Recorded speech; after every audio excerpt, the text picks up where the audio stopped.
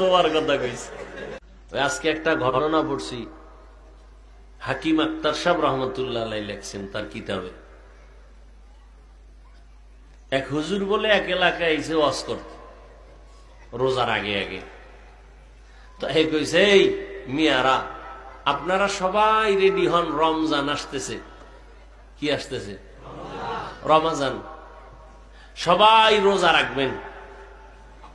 তো এলাকার মানুষ এতটাই যে মূর্খ, জাহেল, এরা বুঝে না রোজা জিনিসটা কি। তো একদিন হুজুরের জিগে, হুজুর রমাজান কি? কয় সারাদিন না খায় থাকতে হবে। এরকম গজব একটা জিনিস আইব সামনে, সারাদিন না খায় থাকা লাগবে। বরকত আছে অনেক। বরকত পরে পারবো কিনা সারাদিন না খায় থাক? হুজুর বুঝাইতেছেন অনেক সওয়াবের কাজ।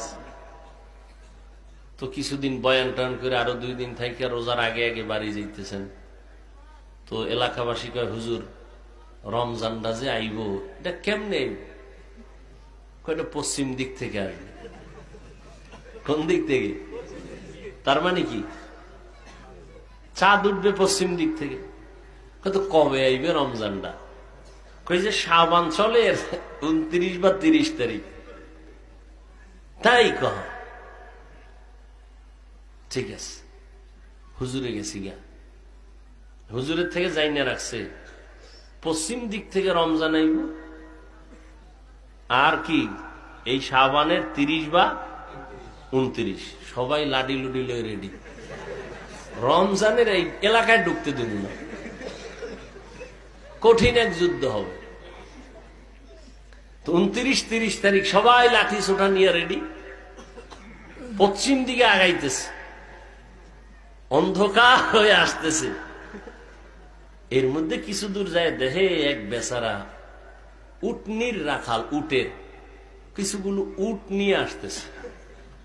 কই মনে হয় যে রমজান আইতেছে, আয়ো আয়ো। কাছাকাছি আইয়ে কয়, ভাই তোমার নাম কি? কয় আমার নাম রমজান আলী। তোমার কথা কইছে হুজুরে, তোমার কথা বলছে। আর দেরি নেই, গণভিডা জীবন যাক, না খাওয়াইনি তুমি আইলে আমরা না খাই থাকতে হবে সারা দিন। না এই গজব এলাকায় ঢুকতে যাওয়া যাবে না, পিডে বেউস বানাইলিস।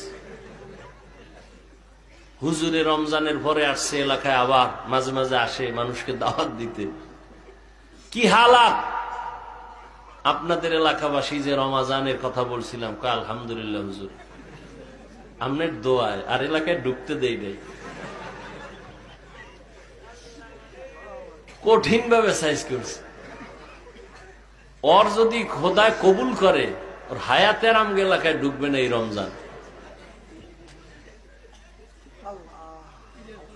হাকিমুল উম্মাহ হাকিম আখতার রহমতুল্লাহ আলাইহি তিনি বলেন যে মানুষ বুঝার ভুলে ভালো জিনিসটাকে খারাপ দিকে নিয়ে যায়।